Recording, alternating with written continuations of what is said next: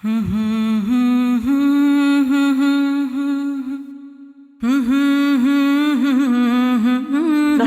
ونصلي على رسوله الكريم اما بعد فاعوذ بالله من الشيطان الرجيم بسم الله الرحمن الرحيم رب اشرح لي صدري ويسر لي امري واحلل عقدة من لساني يفقهوا قولي.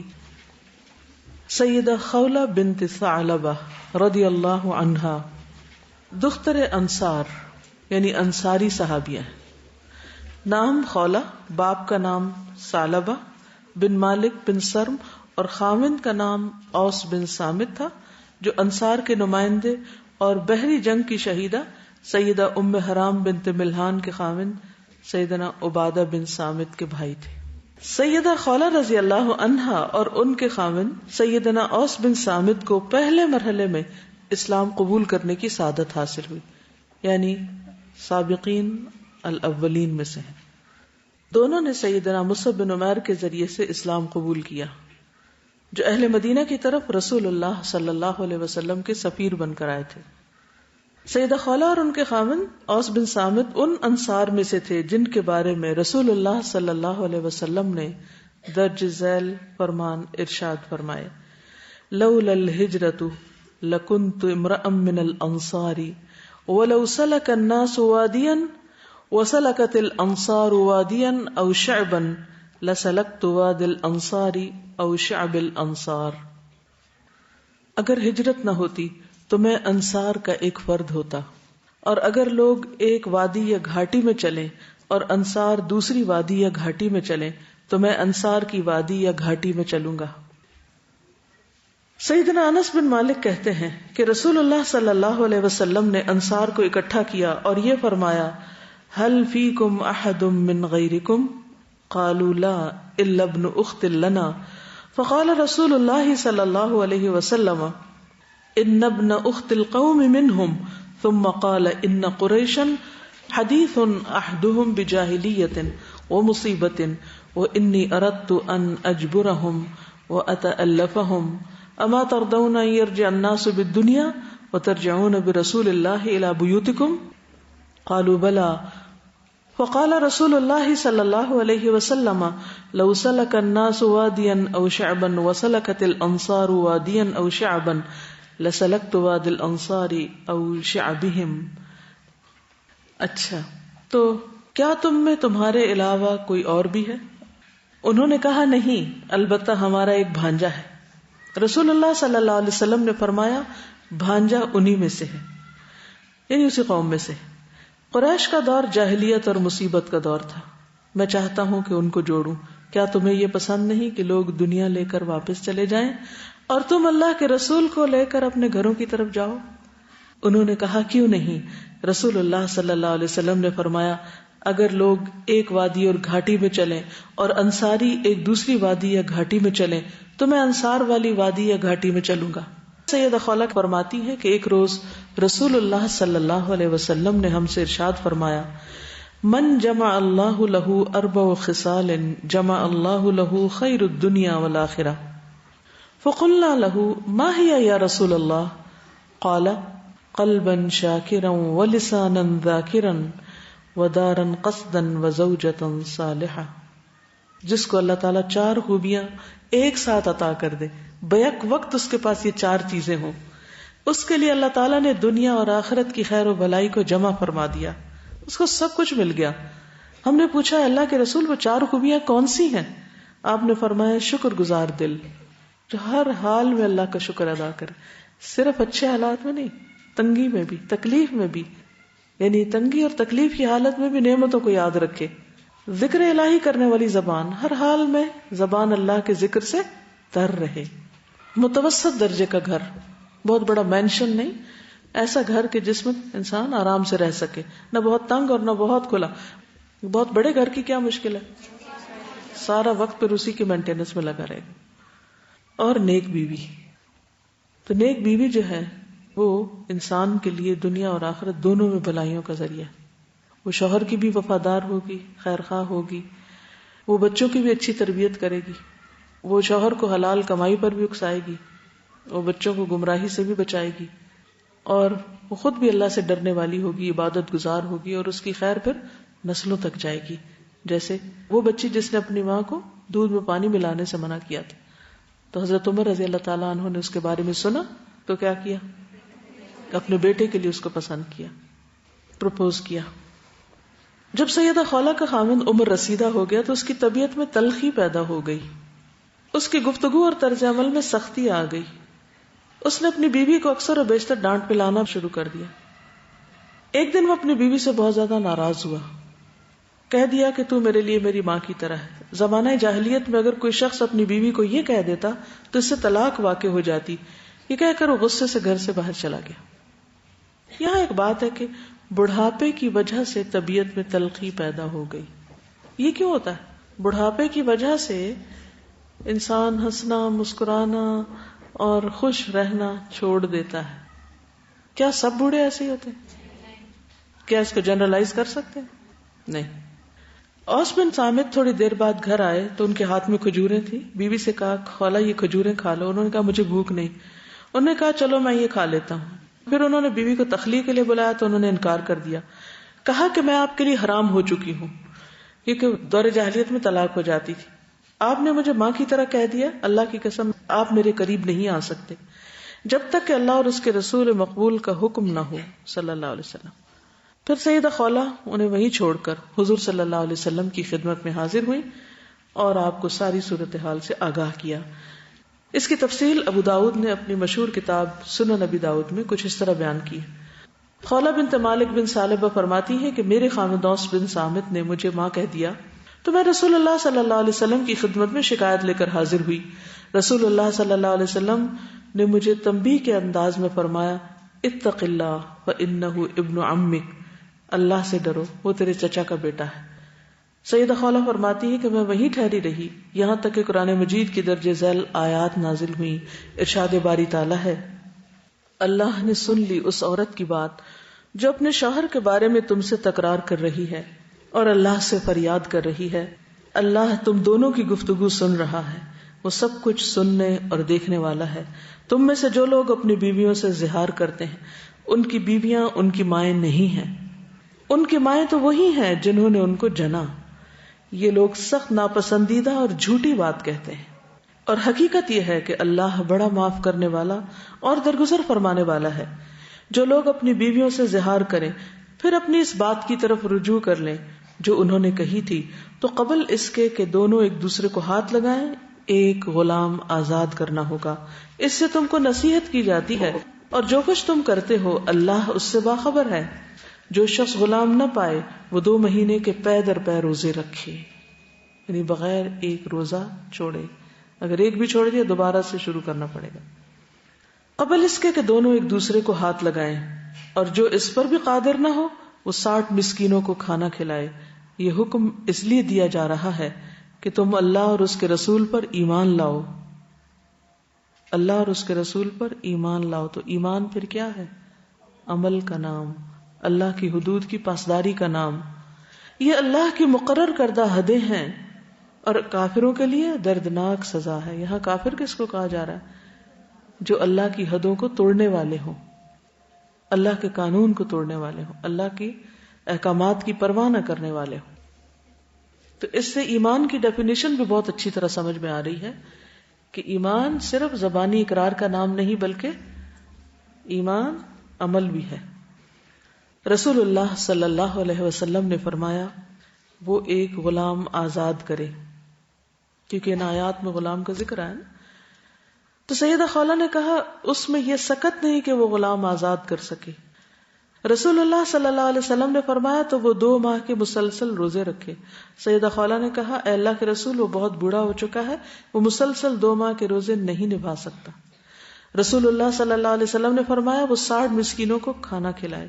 وہ کہنے لگی اس کے پاس تو کچھ بھی نہیں جسے وہ صدقے میں دے سکے. سیدہ خولہ بیان کرتی اسی دوران میں رسول اللہ صلی اللہ علیہ وسلم کی خدمت میں کھجوروں کا ایک ٹوکرا لایا گیا. سیدہ خولہ نے عرض کیا اللہ کے رسول میں اس کی مدد کے لیے کھجوروں کا ٹوکرا مہیا کرتی ہوں. آپ نے فرمایا یہ تیرا احسان ہوگا، جاؤ اس کی طرف سے 60 مسکینوں کو کھلا دو اور اپنے چچا کے بیٹے سے رجوع کر لو، یہ تیرے خاوند کا کفارہ ہوگا. یاد رہے کہ ایک عرق میں 60 سا ہوتے ہیں. امام ابو داؤد کہتے ہیں کہ سیدہ خولہ نے اپنے خاوند اوس بن صامت کی طرف سے اس سے مشورہ کیے بغیر کفارہ ادا کر دیا، اور اوس بن صامت سیدنا عبادہ بن صامت کے بھائی تھے. تو سیدہ خولہ نے اپنی طرف سے کیا دے دیا؟ 60 سا.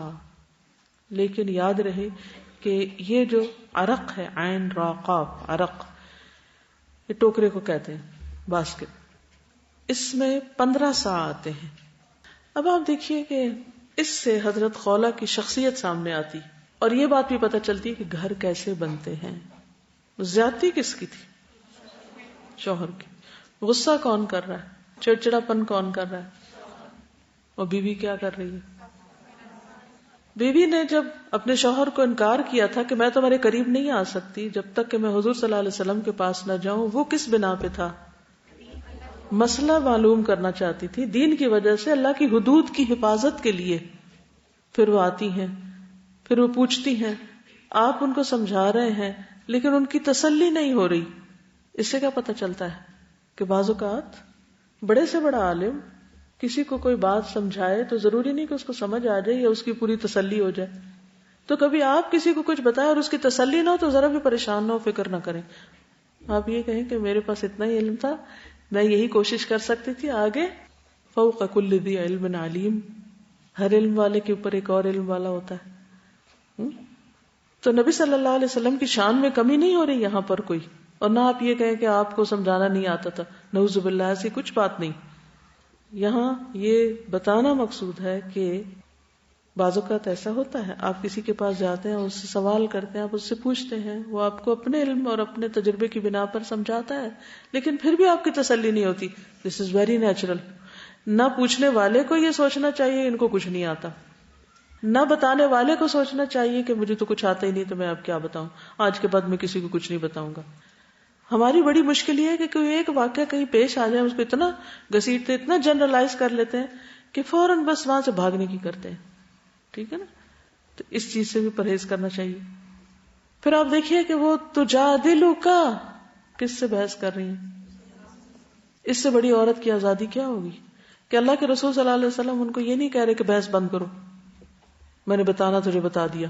ان کو خاموش نہیں کرا رہے، وہ بار بار سوال کر رہی ہیں حتیٰ کہ وہی آتی ہے. تو بعض اوقات ایسا ہوتا ہے کہ انسان کسی سے پوچھتا ہے، پھر پوچھتا ہے، پھر پوچھتا ہے، تو جس سے پوچھا جاتا ہے اس کو تنگ نہیں ہونا چاہیے. ٹھیک ہے نا؟ اگر کوئی آپ سے ایک سے دوسری سے تیسری بار پوچھ رہا ہو تو اس کا مطلب ہے کہ وہ کچھ سیکھنا چاہتا ہے، وہ کچھ جاننا چاہتا ہے. اس میں صبر اور حوصلے کی ضرورت ہوتی ہے. پھر آپ دیکھیے کہ وہ شکر کرتی بوڑھے آدمی سے جان چھوٹے گی، بھاگتے ہیں یہاں سے. کوئی ایسا فتویٰ مل جائے کہ طلاق ہو گئی ہے، بس. عام طور پہ عورتیں یہ فتویٰ لینے جاتی ہیں کہ بس ثابت کر دیں طلاق ہو گئی، نو مور ایڈجسٹمنٹ، بس اب ہم جانا چاہتے ہیں یہاں سے، بھاگنا چاہتے ہیں. وہ اسی کو مسئلے کا حل سمجھتے ہیں کہ روز روز کی چک چک سے بہتر ہے کہ ہم بھائی کے گھر چلے جاتے ہیں. کوئی کچھ کہے گا تو نہیں نا، وہاں تو مجھے اتنا اچھا ویلکم ملے گا، مجھے کیا ضرورت ہے ایسے شوہر کے ساتھ رہنے کی. کیا پایا؟ یہ کیا چاہ رہی ہے کہ گھر بچ جائے، طلاق نہ ہو. ٹھیک ہے. اچھا وہی آ جاتی ہے، وہی میں سارا جرمانہ کس پہ پڑتا ہے؟ شوہر پہ. اتنے صاف الفاظ میں ساری بات بتا دی گئی کہ بیویاں بیویاں ہوتی ہیں، مائیں مائیں ہوتی ہیں. ان امہاتہم الا اللہ ولدنہم، رشتوں کو مکس اپ مت کرو. ماں صرف وہ ہوتی ہے جو پیدا کرتی ہے. اور پھر بیوی کو ماں کہنا تو منکر ہے، زور ہے. اور اللہ غفور الرحیم ہے کہ انسان ہے، غصے میں منہ سے کچھ نکل جاتا ہے، معاف کر دیتا ہے اللہ. پھر بتا دیا کہ اب اس مشکل سے نکلنے کا راستہ کیا ہے، سولوشن. ہم عام طور پر کیا بتاتے؟ تبصرہ کر دیتے، غلطیاں بتا دیتے ہیں، حل نہیں بتاتے. ایسے ہی کرتے ہیں. کوئی ہمارے پاس آئے مسئلہ لے کے تو ہم کہتے تم غلط ہو، وہ غلط ہے، وہ غلط ہے، وہ غلط ہے. حل نہیں بتاتے. کیا حل بھی بتا دی کہ اب اس سے نکلنا کیسے، سولوشن کیا ہے. کہا کہ کفارہ دو. اصلاح کا یہ طریقہ ہے. والذین یظاہرون من نسائہم ثم یعودون لما قالوا وتحریر رقبہ. واپسی سے پہلے غلام آزاد، بڑی ایکسپیشن. پھر اس کے بعد نہیں ہے کیونکہ ہر دور میں تو غلام نہیں ہونے تھے، اسی لیے قرآن قیامت تک کے لیے. تو کیا کرو؟ سیام، پہلا مال کا کفارہ، پھر ہے جان کا. نہیں ہے پھر کیا کرو؟ 60 مسکینوں کو کھانا کھلاؤ. اس میں ضرور کوئی حکمت ہوگی. 60، 30 بھی ہو سکتے تھے، 70 بھی ہو سکتے تھے، 100 بھی ہو سکتے، لیکن 60. روزے بھی 60، مسکین بھی 60. اس وجہ سے فدیہ جو ہوتا ہے عام طور پہ ایک روزے کا ایک مسکین کو کھانا کھلانا. یہ سب کچھ کیوں؟ لِتُؤْمِنُوا بِاللَّهِ وَرَسُولِهِ، تجدید ایمان کے لیے.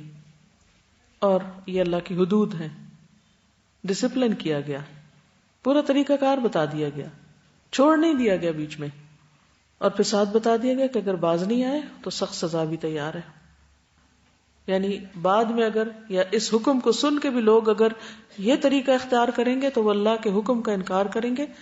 یہاں کفر اصطلاحی معنوں میں نہیں ہے، کفر اصغر مراد ہے. ٹھیک، عذاب علیم ہے، دردناک عذاب، سزا ملے گی. پھر کتنا خوبصورت ہے ہمارا دین، کتنی جامع اور پرفیکٹ تسلی والی پوری بات ہے. اس کے بعد اب دیکھیے حضرت خولا کا کردار کیا ہے. وہ سن رہی ہے کیونکہ حضرت اوس تو یہاں نہیں ہے، وہی آئی ہے، آپ ہی مسئلہ لائی ہیں، آپ ہی کو سارا جواب مل رہا ہے، آپ ہی کو سارا حکم سنایا جا رہا ہے. اب وہاں بیٹھے بیٹھے وہ خوش نہیں ہو جاتی، چلو شکر ہے مزہ آیا نا، غلام دینا پڑے گا، اب روزے رکھنے پڑیں گے. ایسا کچھ نہیں، کوئی انتقامی بات نہیں، بلکہ خود ہی دفاع بھی کرنے لگ جاتی ہے کہ اللہ کے رسول وہ بوڑھا شخص ہے، وہ روزے نہیں رکھ سکتا، اس کے پاس غلام نہیں ہے، وہ کھانا نہیں کھلا سکتا.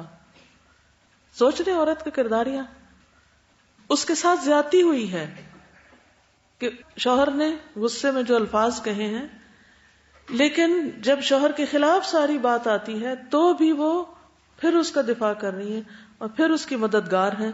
اور پھر اس روایت میں آ رہا ہے کہ وہ اپنی طرف سے جا کے یہ سب کچھ دیتی ہیں اور شوہر کو بتاتی بھی نہیں اور کفارہ ادا کر دیتی ہیں. کیونکہ ابو داؤد نے کیا کہا، خولا نے اپنے خاوند اوس بن صامت کی طرف سے ان سے مشورے کے بغیر کفارہ ادا کر دی. یعنی انہیں بتایا نہیں اور بس ان کی طرف سے کفارہ دے دی. اب آپ دیکھیے کہ جب صدقہ کرنا ہو تو کیا کرتے ہیں، بتا بتا کے، جتا جتا کے دیتے ہیں. اسی لیے تو ہمارے حالات درست نہیں ہوتے. یہ اتنا بڑا حوصلہ، اتنا بڑا دل اور اتنی بڑی قربانی اور اتنا خوبصورت معاملہ کون کر سکتا ہے جس کے اندر واقعی ایمان ہو؟ کیا یہ خاتون نہیں؟ کیا ان کے جذبات نہیں؟ کیا ان کے ساتھ زیادتی نہیں ہوئی؟ یہ کام وہی کر سکتا ہے جو اللہ کے لیے کرنے والا، جس کو پتا ہو ایک رب ہے جس نے میری بات سن لی ہے، وہ آگے جزا دینے والا بھی ہے. ایک پورا قانون آ گیا ایک عورت کے اس رویے کے ساتھ، قیامت تک کے لیے قانون مل گیا ہے سب مسلمانوں. اس داستان کی پہلی گواہ ام المومنین سیدہ عائشہ صدیقہ ہیں. فرماتی ہیں کہ بابرکت ہے وہ ذات جس کی سماعت ہر چیز پر حاوی ہے. ہم اللہ کو نہیں سناتے یہ سوچ کے پتہ نہیں ہماری سنے گا کہ نہیں، تو ہم ذرا لوگوں کو سنا لیں. لیکن حضرت عائشہ نے اس سارے واقعے سے کیا نکتہ نکالا. کہتی ہے میں خولا بنت ثعلبہ کی بات سن رہی تھی، بات کا کچھ حصہ مجھ سے بھی مخفی رہا، یعنی پوری نہیں سنائی دی. ہوتا نا گھر میں کوئی بات کہہ رہا ہو تو آدھی بات سنتے آدھی نہیں. وہ رسول اللہ صلی اللہ علیہ وسلم سے اپنے خاوند کا شکوہ کر رہی تھی. وہ یہ کہہ رہی تھی کہ اے اللہ کے رسول، اس نے میری جوانی کو کھا لیا، میں نے اس کی اولاد کو جنم دیا، جب میں عمر رسیدہ ہو گئی، اولاد ہونا بند ہو گئی، تو میرے خاوند نے مجھے یہ کہہ دیا کہ تم میرے لیے ماں کی مانند ہو. میں آپ کی خدمت میں شکایت لے کر حاضر ہوئی ہوں، آخر میرا کیا قصور ہے؟ سیدہ عائشہ صدیقہ بیان کرتی ہیں کہ خولا یہ شکایت پیش کرنے کے بعد بیٹھی رہی یہاں تک کہ جبریل علیہ السلام یہ آیات لے کر نازل ہوئے. اللہ نے سن لی اس عورت کی بات جو اپنے شوہر کے بارے میں تم سے تکرار کر رہی تھی اور اللہ سے فریاد کیے جاتی ہے. اللہ تم دونوں کی گفتگو سن رہا ہے، وہ سب کچھ سننے اور دیکھنے والا ہے. امام احمد نے سیدہ خولا کے بارے میں روایت کیا، وہ فرماتی ہیں اللہ کی قسم، میرے اور اوس بن صامت کے بارے میں اللہ نے سورۃ المجادلہ کی ابتدائی آیات نازل کی. یہاں پر امام احمد کی جو روایت ہے اس سے ایک اور بات پتہ چلتی ہے کہ وہ کہتے ہیں کہ میرے شوہر نے میری طرف قدم بڑھایا، میں نے اسے دھکیل دیا، پھر میں اپنی سہیلی کے پاس گئی، اس سے چادر مستعار لی اور رسول اللہ صلی اللہ علیہ وسلم کی خدمت میں پہنچ گئی اور آپ کے سامنے بیٹھ کر اپنے ساتھ پیش آنے والی صورتحال سے آپ کو آگاہ کیا. میں اپنے خاوند کے ترش رویے کا آپ سے شکوہ کر رہی تھی تو رسول اللہ صلی اللہ علیہ وسلم نے میری شکایت سن کر کہا، اے خولا، تیرا چچا کا بیٹا بہت بوڑھا ہو چکا ہے، اس کے بارے میں اللہ سے ڈرو۔ اس نے کہا، اللہ کے رسول، میں اس وقت تک یہاں سے نہیں جاؤں گی جب تک میرے بارے میں قرآن نازل نہیں ہو جاتا۔ یہ دوسری روایت میں آتا ہے۔ اس کے بعد رسول اللہ صلی اللہ علیہ وسلم پر غنودگی طاری ہو گئی۔ جب یہ حالت بدلی تو آپ کے چہرے پر خوشی کے آثار نمایاں ہوئے۔ آپ نے مجھے فرمایا، اے خولا، اللہ نے تیرے اور تیرے خاوند کے بارے میں آیات نازل کی ہیں۔ اوکے، سبحانک اللہم و بحمدک، اشہد ان لا الہ الا انت، استغفرک و اتوب الیک۔